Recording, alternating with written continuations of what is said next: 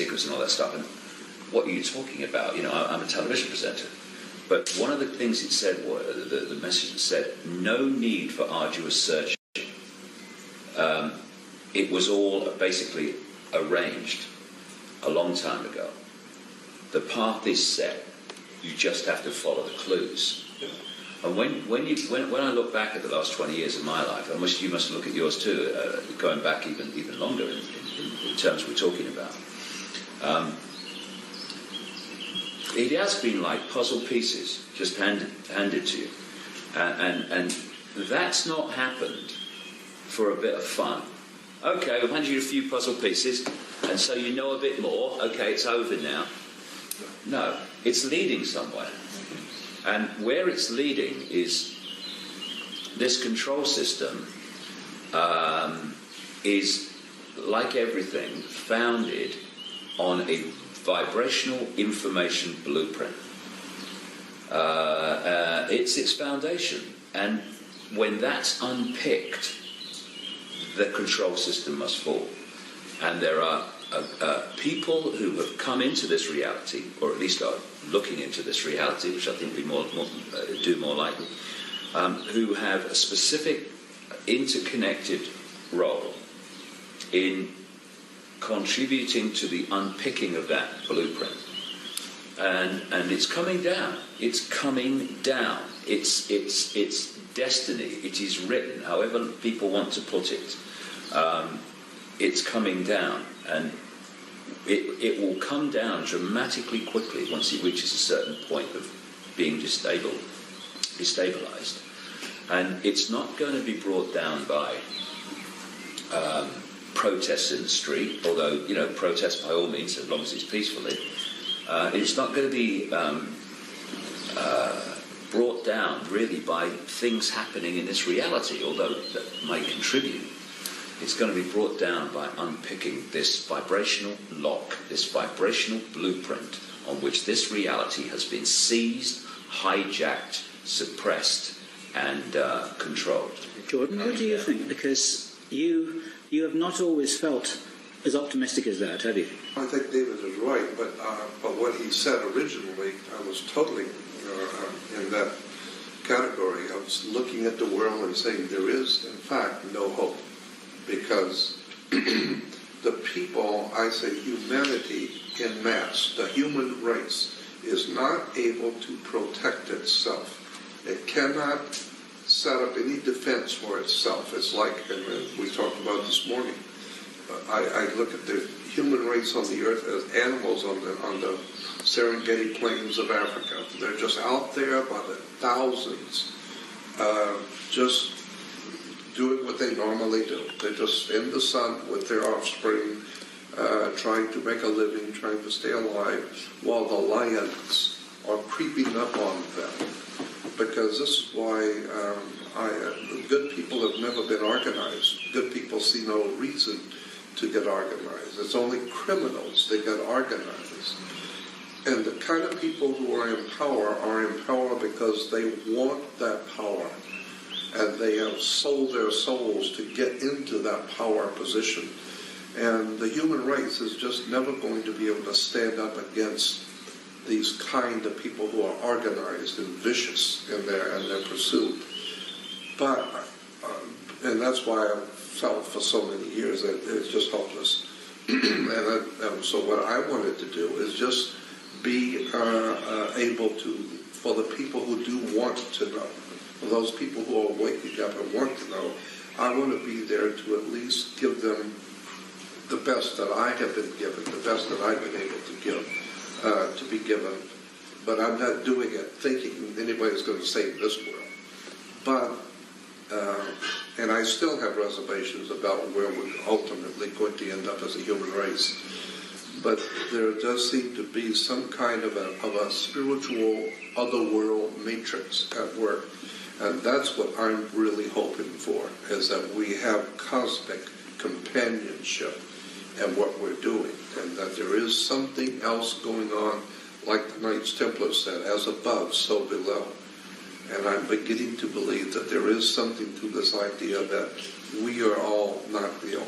We're not doing this by ourselves. Well, the idea of cosmic companionship is one that you've been telling us about for quite a long time, because you've had direct personal experience of this. Yeah. So there's your evidence. Even with that direct personal experience, I still am very fearful. I still have profound doubts about everything, which is absolutely ludicrous, because I've been given so many opportunities and heard so many good things and had so many experiences that prove to me that I have protection and guidance. And yet I'm still on the human side. I'm afraid to go out. I'm afraid because I know what these people at the top are like. And I know that they're not human as such. Mm-hmm. So they don't mind killing. They don't mind tyranny and throwing you into prison or whatever. And I'm afraid of, I'm fearful for my life. But if they were ever going to do that, they would have done it already. I mean, they're a bit late, aren't they? Well, it's never too late. They can always drop in and do it any time.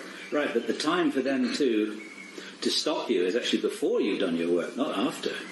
And like I said, I've had some very serious things, not just threats, but them knocking on the door, showing up, feds knocking on the door with subpoenas and warrants for my arrest. The sheriff was out with a warrant for my arrest.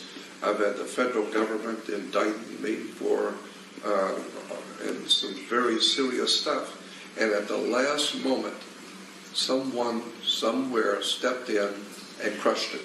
That was like the guy that you were talking about when Credo was just about to be set on fire. Somebody shouted, "Stop!" It's the same principle. At the last moment, it's the same principle. Someone stepped in and saved me. I think this last moment stuff, and I've had it myself, is part of the preparation, because the last moment means you have to trust.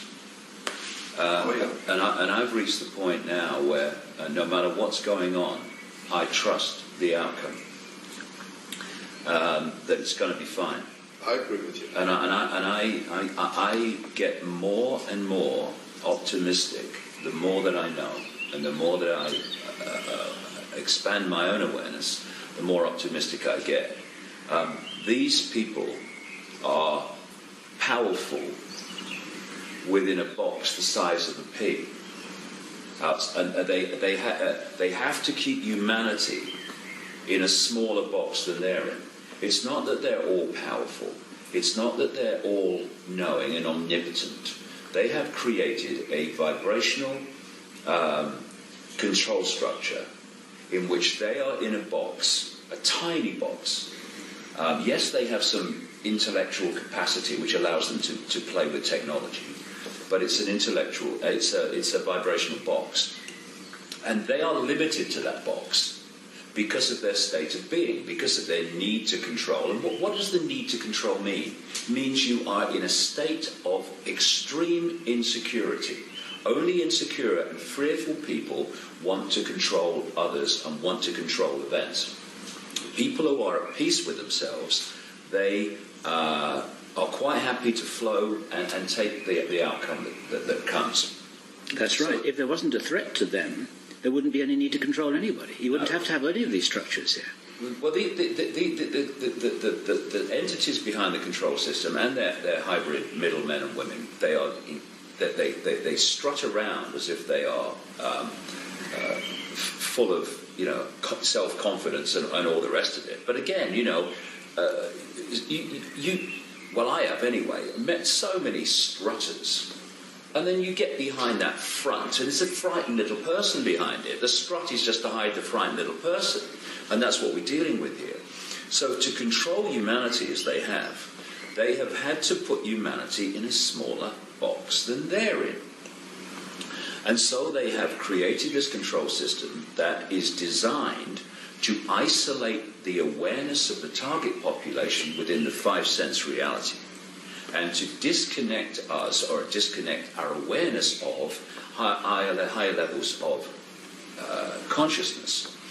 Once you, as a human being, break out of that vibrational straitjacket of five-sense domination, and you start to expand your consciousness, you are expanding it beyond the box that they are limited to and cannot expand out of unless they change their state of being. And if they change their state of being, they no longer want to control anybody anyway. So whether we expand beyond their box or whether they expand beyond their own box, the control system must fall either way. Either they don't want to control anymore or they ain't going to be in control, because the expansion of human consciousness is going to bring an end to the control. And once you expand your consciousness, you are accessing, and anyone can do it, levels of awareness that not only give us the picture of what's happening, which this control system wants to keep from us, it also connects us to what we call protection. Because we create our reality in our heads like a computer decodes information from the wireless internet. The base construct of this reality is an information waveform information construct. And just like the wireless internet, it's here, all around us. And we are decoding it through the body computer into a holographic world that only exists in our head. Therefore, what we decode dictates our experience. And if we are of a state of expanded awareness that is accessing higher levels of knowledge, information, awareness within this construct, and we do not fall into the trap of decoding the belief that we can be taken out, the belief that we can be stopped, then we can't be stopped.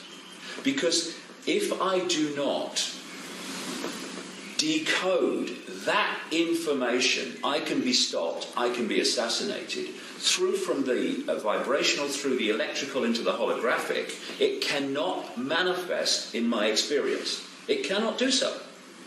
And the number of whistleblowers that I've come across over the years who have constantly told people, I don't know how long I'm going to be able to do this before they take me out. What are they doing? They are falling into that information construct level that says, I can be taken out. I'm allowing that into my possibility. I probably will be taken out. I don't know how long I can keep going now before they take me out. And it is me war medals and me war wounds because I'm a hero. And to put it in layman's language, they're expecting it to happen. Of course they are, and that's the whole point. And so it comes from that construct through to the electrical, into the holographic, bang, bang, self-fulfilling prophecy. It's not, it doesn't have to be self-fulfilled, but what you perceive and believe, you have a fantastic chance of experiencing. And I'd say now, no one can take me out, no one can stop me, unless I decode it into my experience, and I ain't gonna do it. So, end of story. And also, on top of that, you've got other forces at work, which are also ensuring that process of decoding that outcome does not happen. People say, I've heard it over the years, when's the cavalry coming? Yeah. The cavalry, if you want to call it that, is already here. It's in the space, or what we call space, that we're experiencing. But the cavalry is only the cavalry compared with the control system because it's vibrating to a higher level of awareness.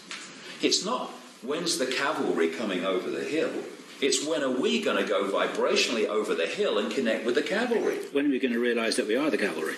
Well, we are, but to manifest that most powerfully and effectively within holographic five-sense reality, we need to connect with those levels of awareness, those levels of consciousness that can give us this massive power for transformation and bringing an end to this control system. Because the control system is absolutely manifested out of low density levels of awareness. That's what it is. It's low density. It's dense, and it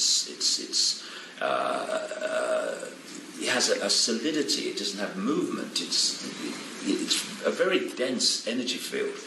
And what's happening now is that energy field is starting to be broken up by this energetic change that's happening, what I call the truth vibrations. And as the energetic density is broken up, the blueprint, the foundation on which the whole dense control system is created is coming down.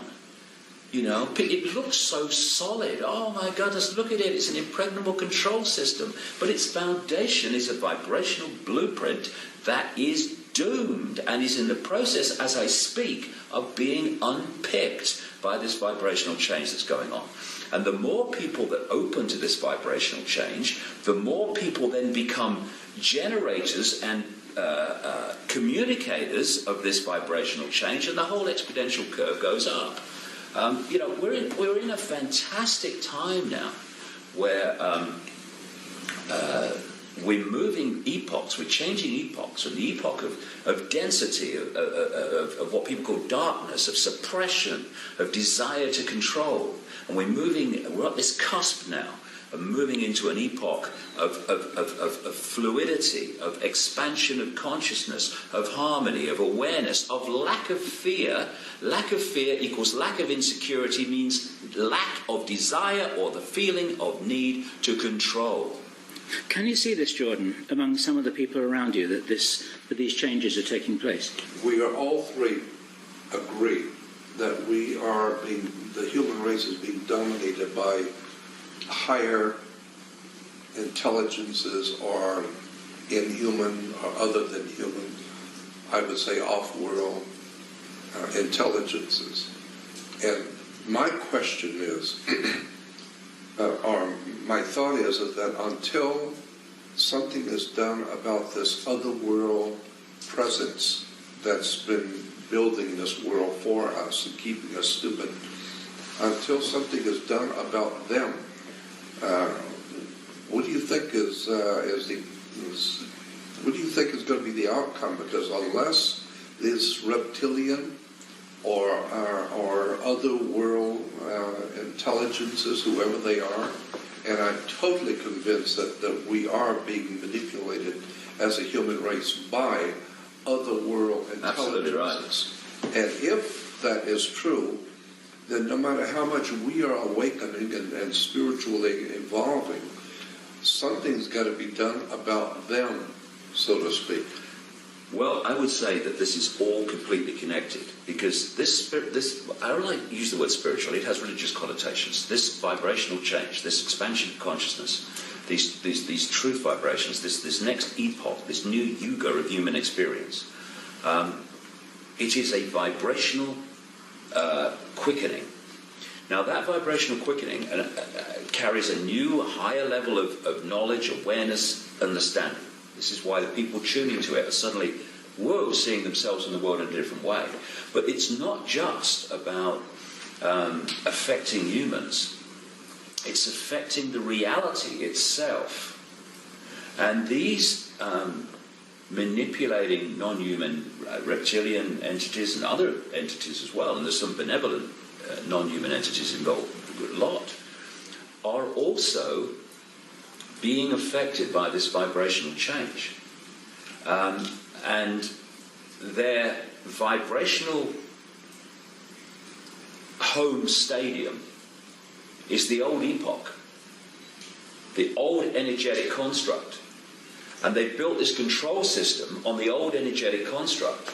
And part of that has been the fact that humanity connected consciously to that energetic construct has been in a state of suppression. Instead of expanded awareness, it's been like, oh, I'm just Joe Public, or I'm Charlie Smith and Ethel Jones, and I've got no power. So that makes the control system real easy. As we expand beyond the box they're in, because we can, then that becomes more and more difficult. But that's only one level of it. The real thing that's bringing an end to the control system is the very vibrational basis on which it's been built. This density is breaking up. And as it breaks up, the house of cards must come down, because the holographic play-out control system is just a holographic representation of the vibrational blueprint on which it is based. When that goes, this has to go. And so it's all happening at one time. And for me, it's absolutely no accident that it's at this very time when these truth vibrations, I call them, are starting to massively impact on human awareness. My goodness me, I mean, I remember 20 years ago, my goodness me, things have changed, Jordan, haven't they, in terms of the number of people who are going, whoa, hold on a second, the life's not like I thought it was. I'm not like I thought it was. So these truth vibrations are impacting on very, very powerfully already. And the whole thing is going to move on. And so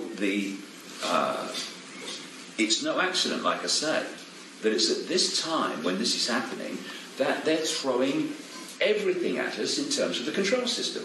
They've got HARP, which is in many ways there to create a sub-reality, because it's sending out radio waves on the same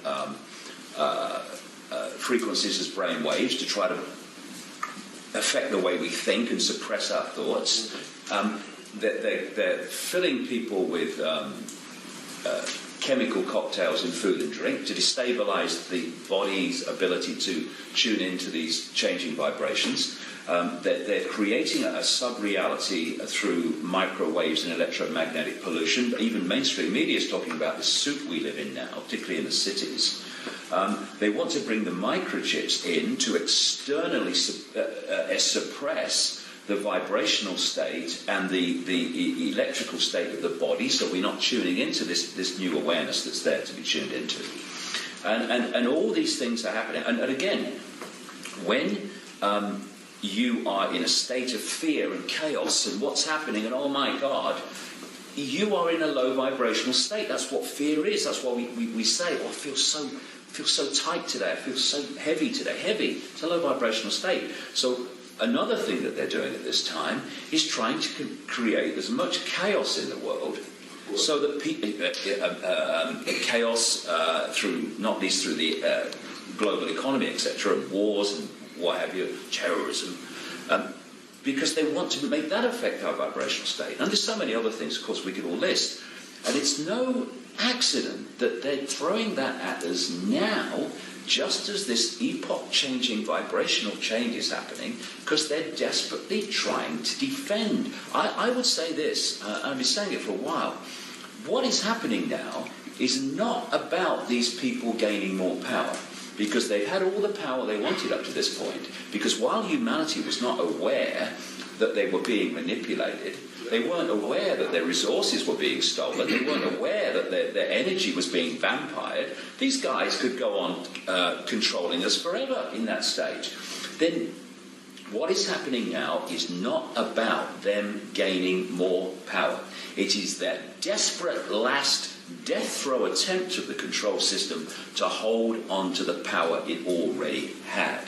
And the reason that it's now manifesting is because they can see down what we call the timeline from their level of observation just outside of our visible light reality, and therefore they could see this time coming. They've been preparing for this for ages, to throw it in now. And that says many things. It says an incredible thing about what's happening, and that is the power of this transformation, the power of this awakening is so profound that they have to throw all this stuff at us to try to head it off. And they will head some people off. They will keep some people in the box. But the tide is turning. Most crucially, the tide is vibrationally changing, and they're going to throw it. And for the next few years, it ain't going to look for a second as if, from the perspective of the vast majority of people on this planet, that anything's happening other than the control system is getting its way. That the control system, the Orwellian control system, the fascist global state is actually going to get what it wants. So people are going to say, "Oh my God, we're doomed," and then the tipping point's going to come vibrationally, and this is going to come down so fast eventually. And I'm 58, and it's going to happen well before I leave here. Because I want a bit of the other side of the epoch, thank you very much. I've had all this side, I want a bit of that side before I leave here. What you've been saying has reminded me, in the Jewish tradition of mysticism, there's the idea of a golem, and this was a monster which can be created out of your thinking that actually becomes a living monster. Right. But it requires your collectively thinking about this monster, and it comes into being. Once it comes into being, it has its own agenda. It has its own awareness. Yeah. Yeah. But it requires everyone believing that it's here first, and then it can be brought into being. It's called the golem. And as I said, it's a very old, ancient Jewish idea that you can create a monster if you believe it, and well, that's basically what you're saying. What you need to acknowledge, Jordan, is that the work that you've been doing that started 48 years ago actually is one of the things that the controllers are reacting against, because you were one of the first people to stand up and start frightening them with the release of information that was never meant to be made public. Yeah, well, I know. That's... Yeah, I look at what has transpired in my life in the past 48 years, and I'm amazed watching the transitions that I have gone through and the world has gone through too. Because you must have seen a lot in those 48 years. Yeah. You must have seen, I mean... I remember back in 62, 63, 64, when before John Kennedy was assassinated. The day he was assassinated, I was on my way downtown in Los Angeles to East LA to give a lecture on secret societies and world religions. And when I got in the car to go, I heard on the news that John Kennedy had been assassinated. I mean, I've been talking about the influence of the dark side manipulating us as far back as 63, 62. And but I feel that there's some kind of a otherworld intelligence that is manipulating us, and probably it has been here before we humans were here, and it represents a very, very powerful presence, evil presence. I'm sure, as you have said, you're right that there is and Bill, you have said the same thing about there is a spiritual balance in the universe, and that there's a good side also. But I feel unless and until this other world power is exposed, we as humans are not going to be able to extricate ourselves from this tragedy. The world has got to understand that we're not being ruled by humans. We are being ruled by an other world, off-planet, for lack of a better term, alien life forms, which couldn't care less about us as humans. I completely agree with that. And of course, we're at one on that. My feeling is that there are other forces. See, I'm not talking about humans removing that. I'm talking about humans waking up to it, and some humans have come here, what we call humans, because we're just consciousness, humans just a program on this planet, have come here to play a major part in removing that by removing its vibrational blueprint. But these other forces in the unseen are going to sort that overwhelmingly. And those within this reality are going to play a part with that level of awareness in doing that. Because you're absolutely right. Unless that is done, then the control system goes on. Because that which is controlled up to this point will still go on controlling, but it's not going to. It's going to have the shock of its life. Because the way I see it, that's all I can say, the way I see it. But they put humans in a box smaller than they're in. So humans have a certain perspective. Not a very wide perspective if you're only there, and that's what it's meant to be from the control system point of view. Then you have another level of awareness, which is the entities controlling. And from that level of awareness, the continuation and expansion of the control system is a done deal. They actually think it's just got to play out. They think they're there. They think the game's over. But there's another level of awareness, which the control system level cannot access, which has got a whole different outcome manifesting. And this level is impacting more and more into what we call human society. And somewhere, not a lot further along this road, if you like, it's going to massively impact this tipping point I'm talking about. And the control system, which thinks it's game over, is going to have the shock of its eternity. I've been through this whole last 20 years of my conscious awakening to this, and there have been times through the 90s and whatever when I've thought, what can we do about this? Where's it leading? You can't see an answer to it.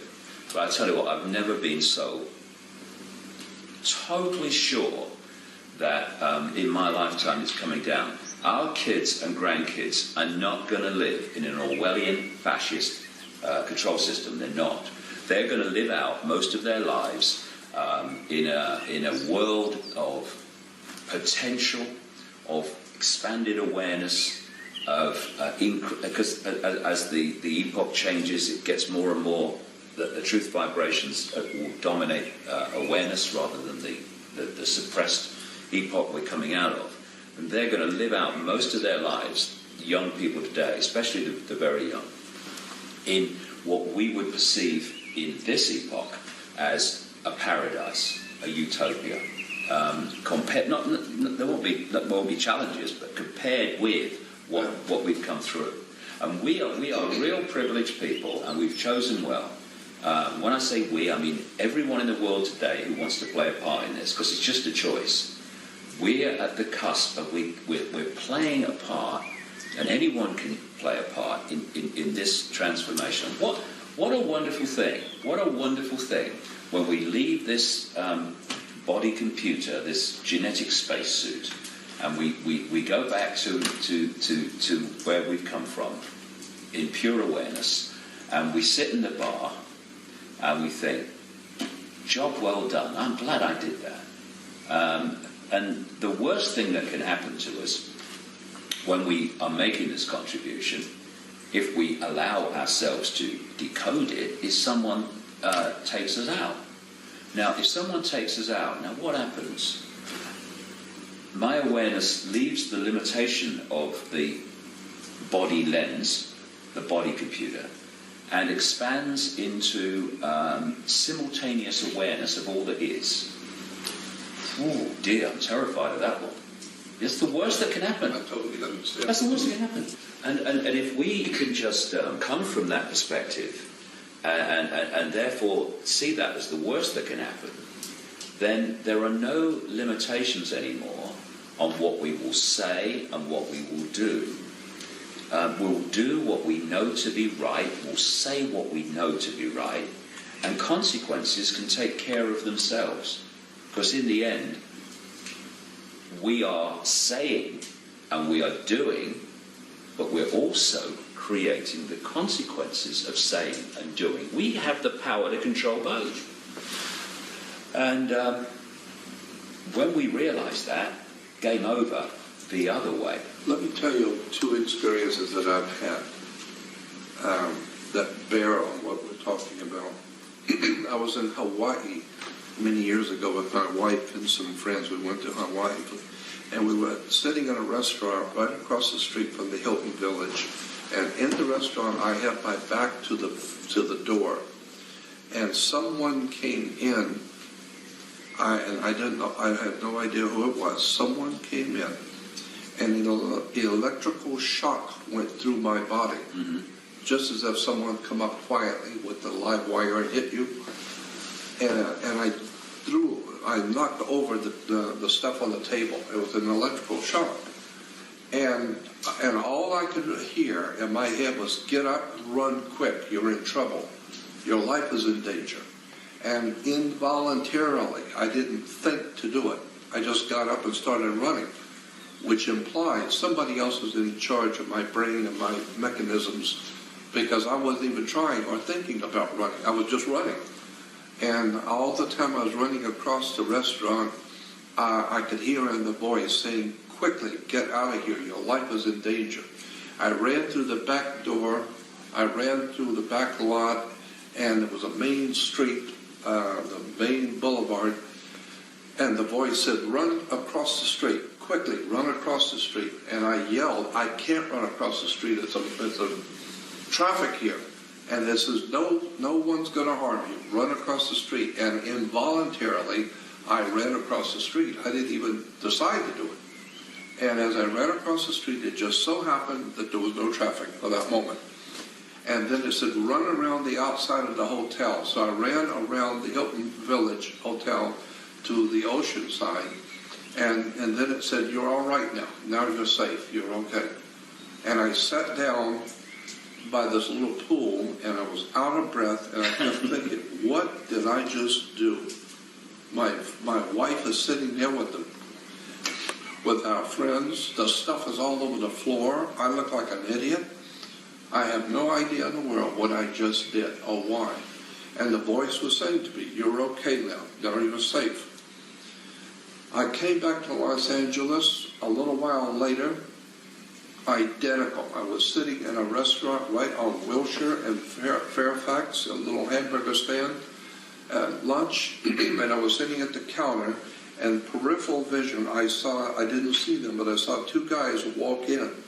And when they walked in, immediately it was an electrical shock. And I almost fell off the chair at the counter. And the voice said, get out of here quick, you're in trouble, run. And so I stumbled, I had to get up, I stumbled on the floor, I threw some money on the counter, and I ran out the side door. And the voice kept saying, you're in serious trouble, run quick. Your life is in danger. And I ran all the way up Fairfax, about 3 or 4 blocks, until the voice said, all right, you're safe now. Now you're safe. Sit down. And I sat at a bus stop. My heart was pounding. And I thought, that's the second time this has happened. What in the world is going on? Because it was involuntary. I know what I was told, but I wasn't thinking to do it. I was just doing what I was told to do. And I'm telling you this because I have been told many years ago and over by many different people, as you have had psychic readings, I have also. And I've been told, you have been brought here. You have come back. They have brought you here. Or you've come in to do something. This is not just by chance you happen to have been born and God did. No. You have come here to incarnate into this world at this particular moment in time.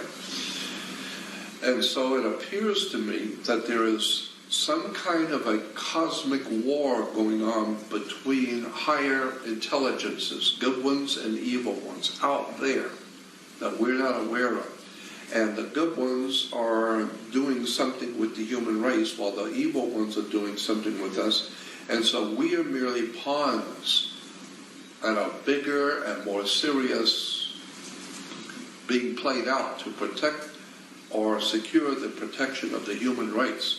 I wouldn't say you're a pawn, Jordan. I say you're at least a bishop, and maybe a king or a queen.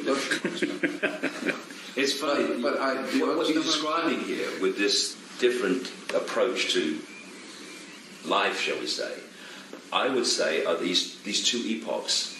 That it's at this point, these two epochs. This is the one of suppression. It represents the one of suppression, and we're at the cusp of this new epoch. And because we're at the cusp, they're both playing out together, and so we've got this situation that you're describing. Do you know, when you were talking there, you know what I was seeing? I was seeing that scene from The Matrix where Neo is in the office and he receives the phone in the FedEx package, and he opens it up. It's a phone, and then Morpheus is on the phone saying, "Okay, you're in trouble. Okay, get down very low, go across the corridor, and then do this." Now, that for me is very, very symbolic of what I call the quiet voice. The quiet voice, which talks to us through intuition. And what happened, of course, with Neo is that he followed it okay for a while until there was a real challenge. The quiet voice was saying, get out of the window on the tower block, go round that partition and go down the thing. And it was like the conscious mind got control of Neo at that time and overrode the quiet voice, intuitive knowing, intuitive guidance, and therefore he got caught. Now, this is the challenge that we have. What changed my life totally, more than anything else, in 1990, was I decided that if my head and my intuitive knowing were ever at odds, I was going with my intuition. And what happens is when you do, you get yourself in some scrapes. But the more you do it, like using a muscle, the louder the quiet voice gets. This is what Gandhi talked about. He said, what did he say was the effect of the only tyrant that I listen to is the quiet voice within. Words to that effect, close to that. And the choice is, are we going to follow that silent voice, that intuitive knowing? Because if we do, we're following the level of awareness that can see the game from source to sea. If we can't, then we're stuck in five-sense mind reality, which can see the next turn on the river.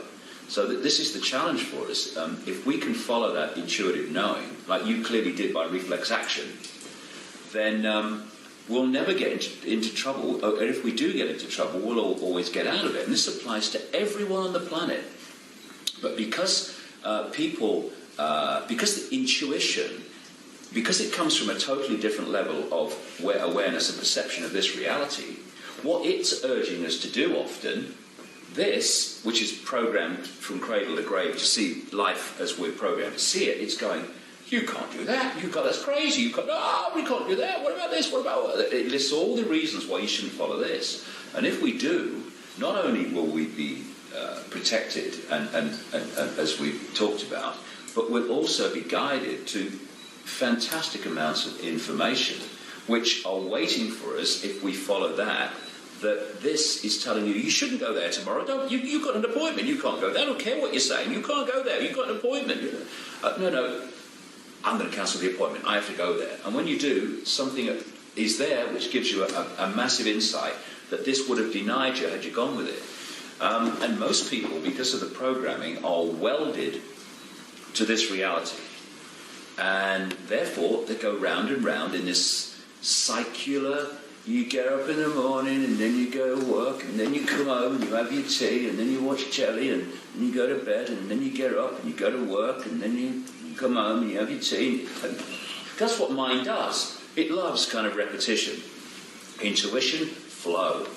Intuition, flow with higher levels of awareness, source to see awareness. And suddenly when you do that, your life becomes incredibly synchronistic. Amazing coincidences and miracles happen. I mean, we've all experienced it, haven't we? And it's open to everybody to do that as long as you let the head intellect serve consciousness instead of govern. The way I put it is, when you follow intuition, you live life. When you follow mind alone, life lives you, which is what happens with most people. And so we have access to this incredible library of knowledge, this incredible library of guidance. And it's not the chosen ones, it's those which are willing to open their minds to access that level of knowledge. It's not a club. You don't need a login code name. It's sitting there in the space that we are now experiencing. All we have to do is open up. So like I said earlier, instead of saying, when's the cavalry coming, when are we going to the cavalry? The Buddhist priest said, unfortunately, there is no key to the universe, unfortunately. But the good part is that there was never a lock on to start. Exactly. Yeah. But, exactly. Going back to what I was saying, my experience implies that it was not a quiet voice. It was an emergency, that my life was in danger, and it implied, this whole experience both times implied that there is some kind of a military type operation going on with these extraterrestrial reptilians, whatever these off-world entities are that have been manipulating us.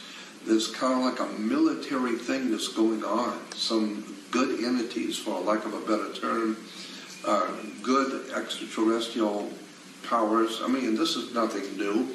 Christianity and Judaism talk about good angels, the bad angels, and whatever. So it's implied that there are good and evil entities here. From my perspective, Jordan, though, that they are another level of this energetic playing out.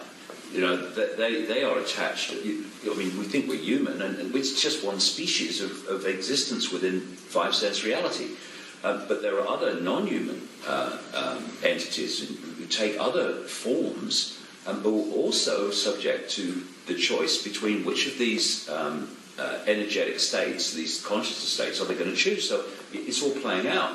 And when you say when I meant about the quiet voice talks to you quietly, but when you are in trouble, like you appear to have been, it can grab you by the bloody collar and launch you out there. You know, my feeling is, the more I kind of understand this, is this guidance of those that are playing a part in this transformation. It's much more powerful than we realise, and it's much closer to us than we realise. But we don't really become totally aware of it until there is a panic station situation, and suddenly, boom, it says this is going to happen. Because if it was a case of we come in here to try to make a contribution, and then people trying to stop us can come up and go, bang, bang, thank you very much, mine's a large one. What's the point of us coming? So there is a very, very powerful force which is there for those that have come to play a part. And at its most extreme, it can yank you out of a dangerous situation. Well, see, I appreciate what you're saying, but again, I'm coming back to my experiences have made me believe that we are in a military kind of thing going on with, in fact, other life forms, which are higher life forms, which are unseen, as you talked about, and I've talked about too, the reptile alien presence. What are we talking about, reptile alien presence? I don't know exactly what all of this means, but I know it's there. I've heard way too much not to know that there is a reptile alien presence on the earth. Right. Where did they come from?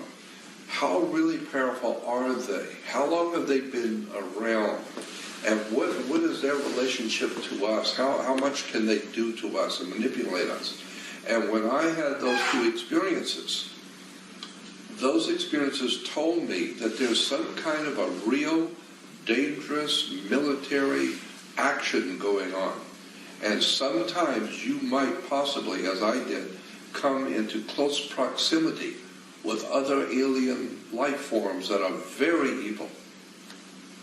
And there's no doubt about that. And if you do, the ones who are protecting you will quickly get you out. Like the FBI gets out their man in the mafia, and he's been spotted, he's been found out. The government has to go in quickly and get you out. Why? Because you're a dead man. They found out who you are. Get him out immediately. Whatever it takes, get him out of the place. So I felt that this is what was happening to me. It was as if all of a sudden, out of time and chance, two other alien life entities came in. They looked like men. They weren't men. And immediately, whatever was protecting me, like military, said, get out of here quick. Well, that implies there's something going on here militarily from an otherworld point of view. But it also implies that you're protected. Well, and what we have to remember is that these, whatever these forces are, they're not all powerful, otherwise we would not be able to have this conversation. Well, they're certainly not all powerful. But, see, the point I'm making here with you is that I understand and I'm totally in agreement that there is some kind of a change in the epoch, the change, because I understand the astrological concept of a changing of the yugas and the changing of the eras and epochs of time. Right. But I'm still convinced that there is some kind of an evil presence here, like a military. They are organized. Well, what I'm saying, and what Jordan is saying, are different expressions of the same thing. Because when I'm saying, the base construct of everything is consciousness, and there is a changing of the guard in terms of the energetic or state of awareness in this reality. We're at this cusp. Of course, at one level, it's pure energy, it's pure awareness. But as it comes down the levels, that expresses itself in different ways. So on the human level, you've got people who are awakening and people who are still closed. You've got people that want kindness and peace in the world, and you've got people that want to control and manipulate and exploit and parasite off. And one of these levels, it takes the otherworldly level that Jordan's talking about, which is of non-human entities in this tussle for either control of this reality or benevolent protection of this reality. And they too are expressions of this energetic epoch change. It's just which level of it are we looking at? So what I'm saying and what Jordan's saying about this this military kind of battle, if you like, is absolutely the same. Because on one level, that is what's happening, because it's an expression of this change, and because it's expressing itself in so many different ways, and that is one of them, and it is fundamentally affecting this one, which is the human level, because of what's going on there. What I'm saying is that because this energetic transformation, this expanded awareness is now coming in, as it becomes more powerful and the tipping point comes where the old epoch energy is replaced by the new epoch energy as the dominant one in this reality, then all these different levels of malevolence, whether they be non-human, alien, or as we call them, down into the parasite, their day's over. But it's not over yet, and like I say, for a while, this is all these different. This is really going to be challenging. There's going to be great upheavals because we're not in the new epoch. We're at the cusp of the changeover, and this is the most chaotic and difficult and most challenging.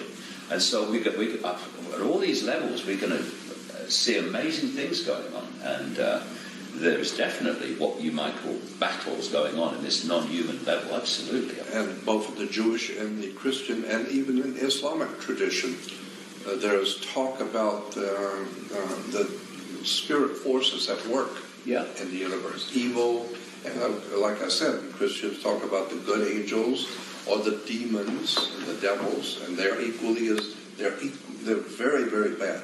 While the angels are very good and they're protecting us, but they are actual entities who are at war in the spirit world with each other, and they have their people on the earth. The bad ones have the bad, and there's some kind of a matrix of war going on between the good and the evil on the earth.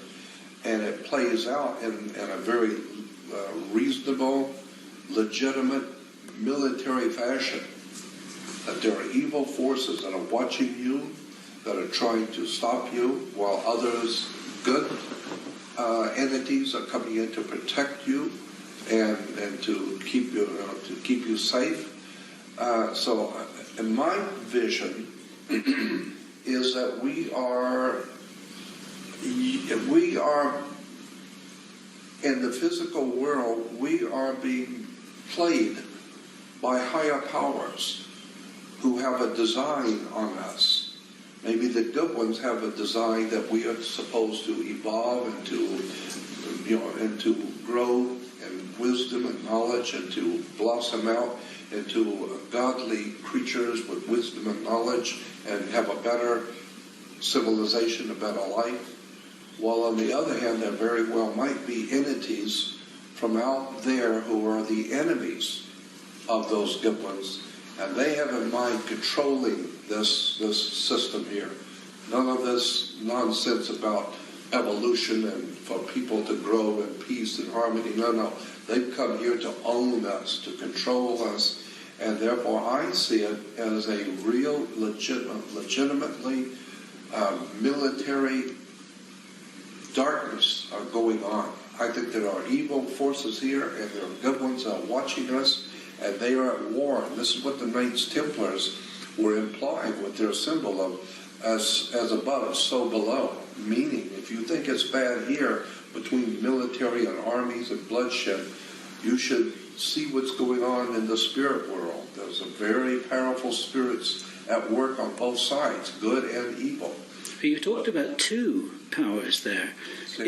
You've talked about two powers there. Is there not a third power, which is our own power? Because if we want to change the world, the way that we have to start is ourselves.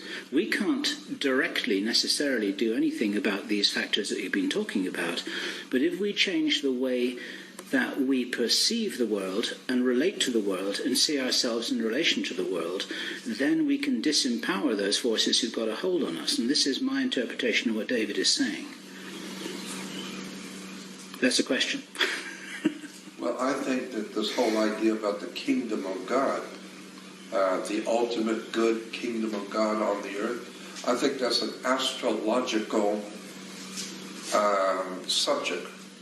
And unless one brings in astrotheology and the astrological component of the kingdom of God, we're never going to understand the kingdom of God. I think the kingdom of God is a time period, an astrological time period, when the human race will finally wake up and get in tune with the divine universe and throw off all of this dark force around us.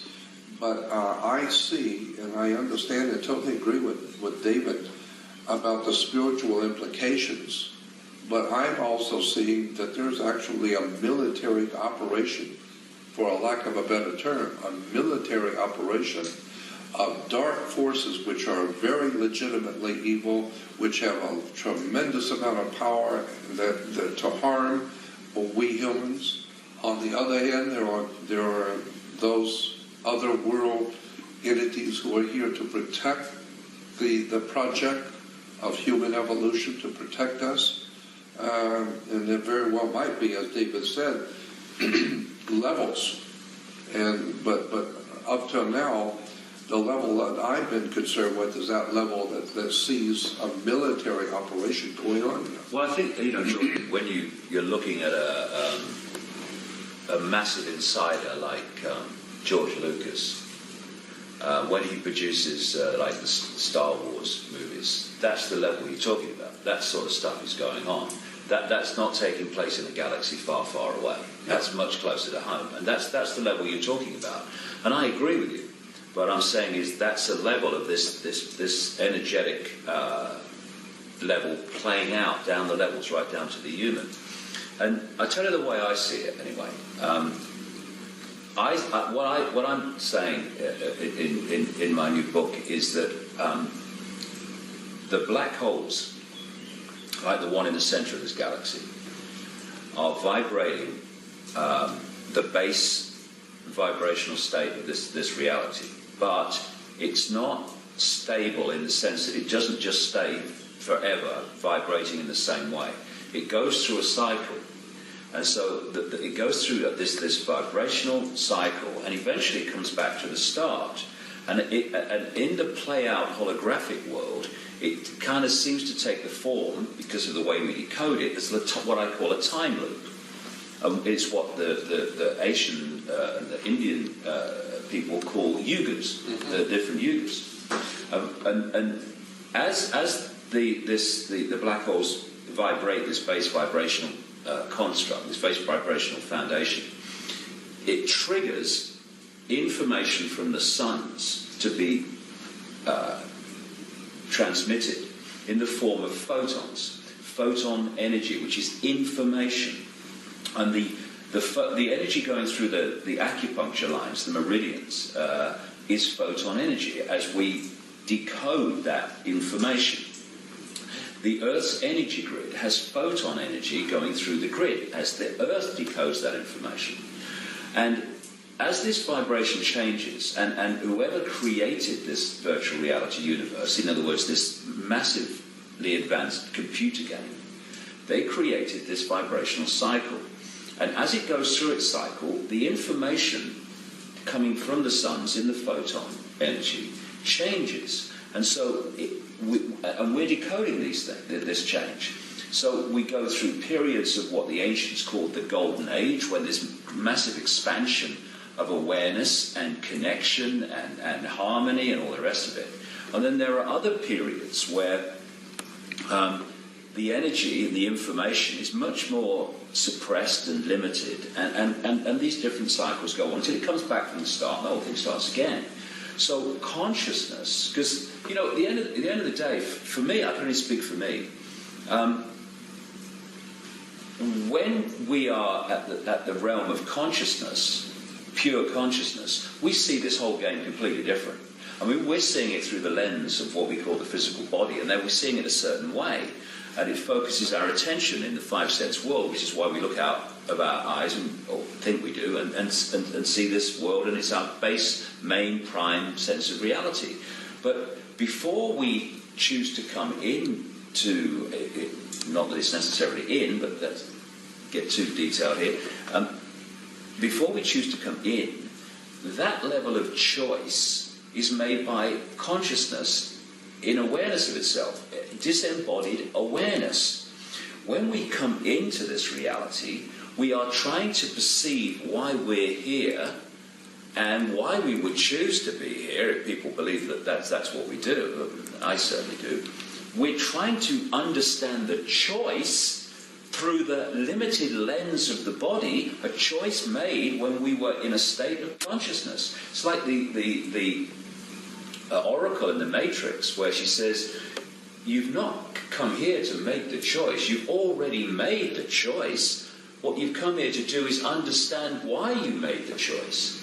And so you'll say to people, well, you know, there's not someone on another level with an AK-47 saying, get in that body or I shoot. You chose to be here. So if you chose to be here, why did we choose to be here? And sometimes we choose to come in certain parts of this changing epoch for really big challenges, which in an embodied sense, for want of a term, we'd go, I chose to do this, you must be having a laugh. Mm-hmm. And I feel that what this epoch change is that I'm talking about is this vibration is now moving from one period of this time loop into another period of this time loop. And through this period of suppression of what we would call darkness and limitation and control, a certain consciousness, because the base state was so applicable and supportive of it, has been dominant. But now as this, we go into this another epoch of a greater expansion, the vibrational foundation of this reality is no longer, increasingly by the hour and by the day, supportive of that awareness, consciousness, in all its forms, whether it's alien in spaceships or whether it's pure consciousness or whether it's humans manipulating humans.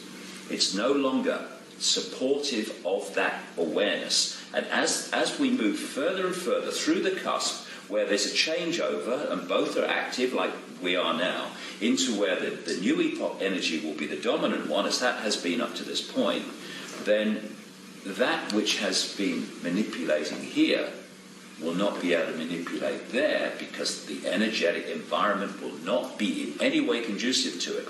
What we've got now, and this comes back to your point about this kind of military war going on the kind of Star Wars level of it, and I absolutely agree with you, is that because we're in the changeover, this stuff is now, we're getting both, and the tussle is on. Because up to this point, what you would call the dark forces, the manipulative, controlling forces, they've been playing at home. They've been the dominant force. Now it ain't happening anymore. There's something else is coming in. So we've got this war going on. And it's not that this level of the benevolent alien has suddenly manifested and appeared for the first time. It's been in existence all the way through this, but it's not been in a conducive energetic environment to impose itself on this reality. Now increasingly it is, and so we're now seeing the two and the tussle. But the tussle's a done deal because the energetic environment is no longer conducive to this, so something different must change. And that's why what we call the future, which is not really the future, it's just the changing energetic environment, is one that is going to be very different to this one. And yes, there is a tussle going on. Yes, there is a battle going on, but the outcome's a done deal. Well, in my view, anyway.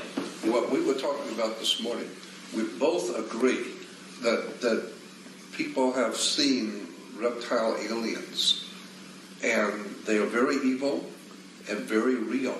Absolutely.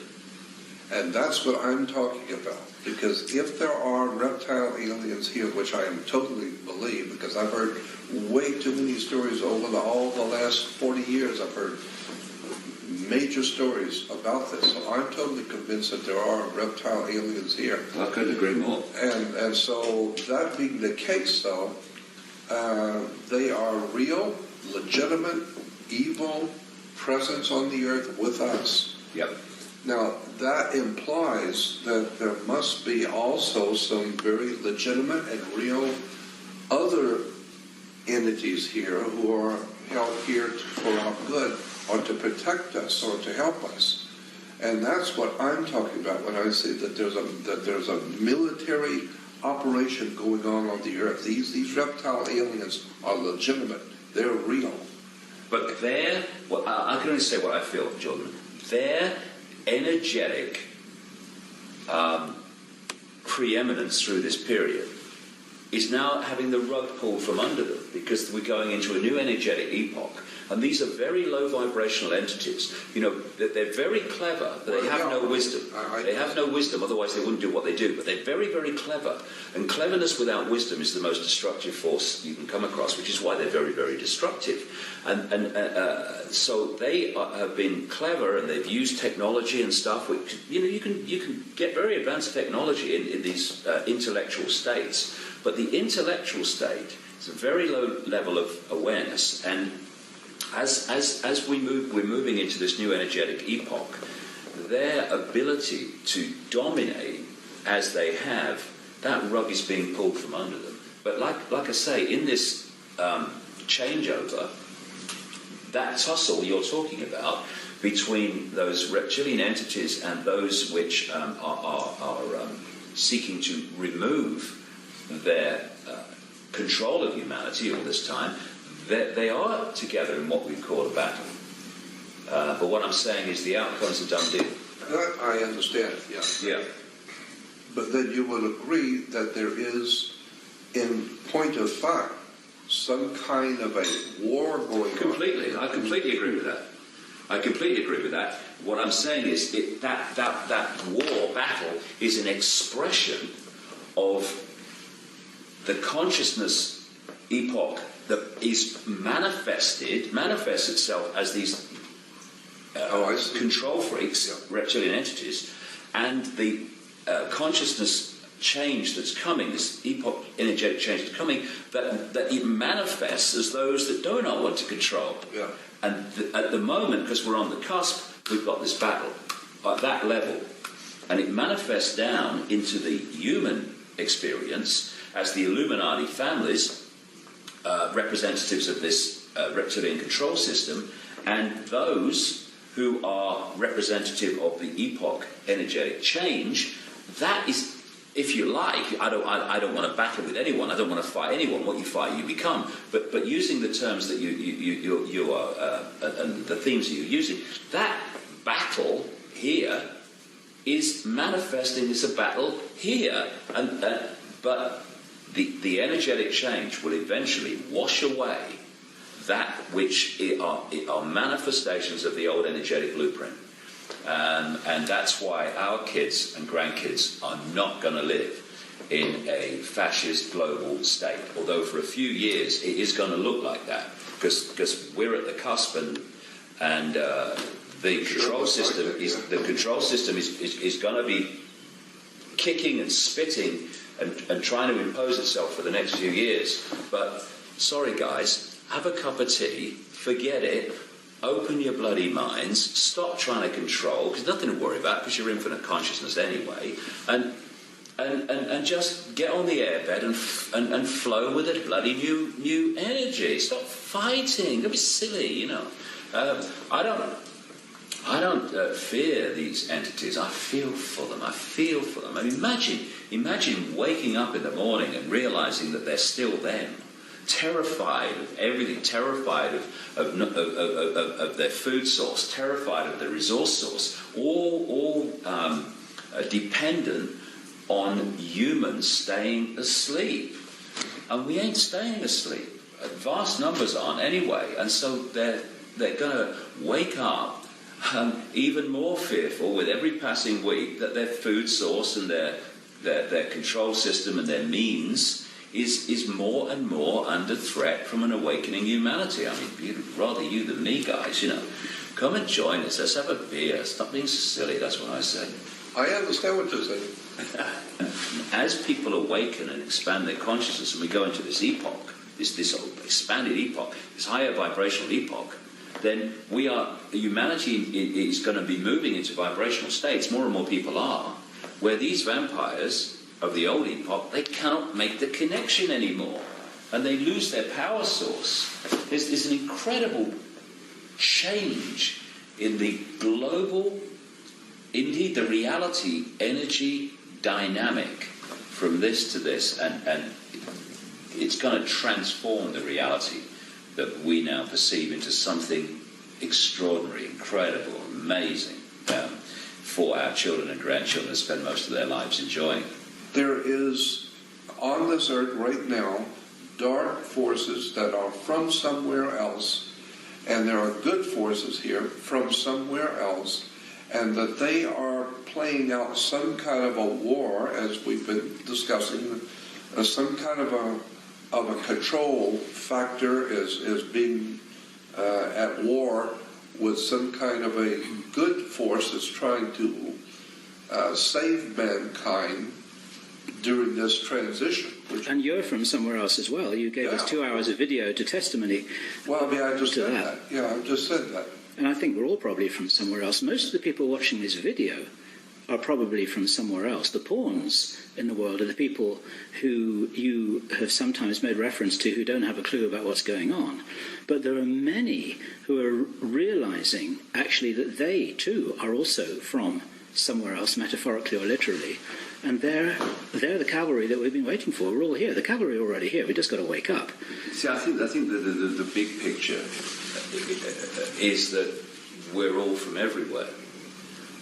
You've got this infinite consciousness, the infinite all that is, has been, and ever will be, ever can be, all possibility, the silent all, everything and nothing, everywhere and nowhere, all possibility. That's the core of all of us. And as we experience these different cosmic games, we perceive that in increasing senses of limitation compared with the core of our being, all possibility, what I call infinite love, we perceive ourselves to be from here or from there or from wherever. What planet do you come from? When actually we're everything that is, has been and ever will be. And that applies to the forces that people call evil. It applies to forces that people call good. The difference between those two is merely their point of observation of reality at the point they're observing. And it's like, I don't quote the Bible very much, I'm famous for it, but the prodigal son. The son goes out, causes, this, he's supposed to be a bad son, and the good son that doesn't leave the father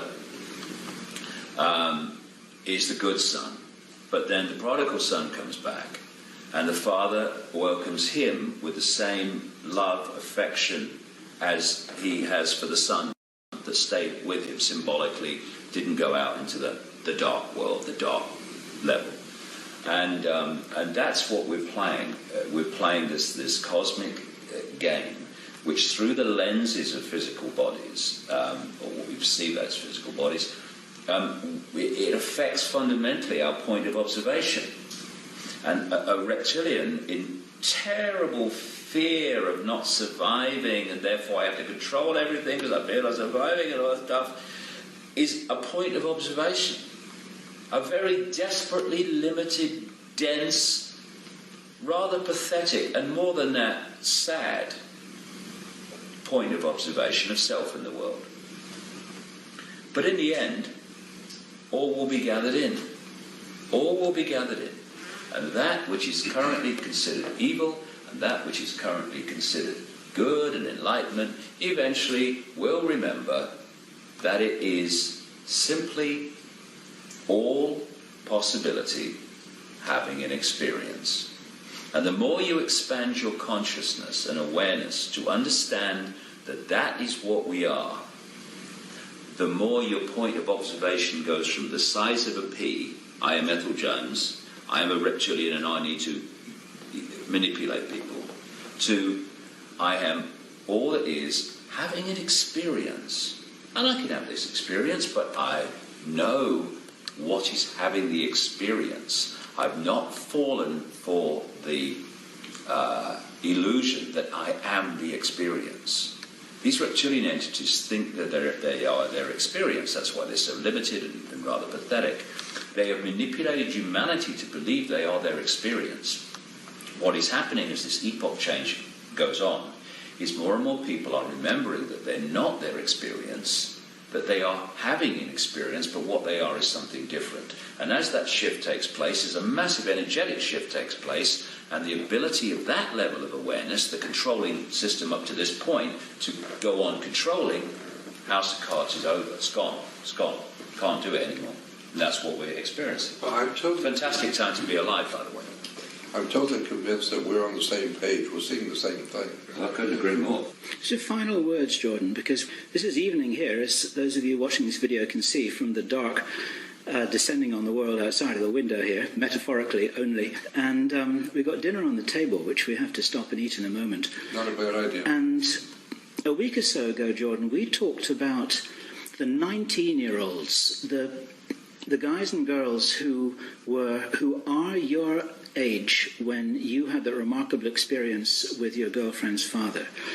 And they're waking up in hundreds of thousands all over the world, watching this video and many others like it, wanting to know what's going on, not being told the truth by their parents, teachers, or the government. What are your words of encouragement for them? You can have the last word here. Take it away. All right. You asked me for my subjective opinion, and I'll give you that. What I would suggest all people hearing my voice and watching this should do is is to quietly find a place where you're by yourself and quietly ask the Spirit, talk audibly to the Great Spirit that men have called God. I don't care what you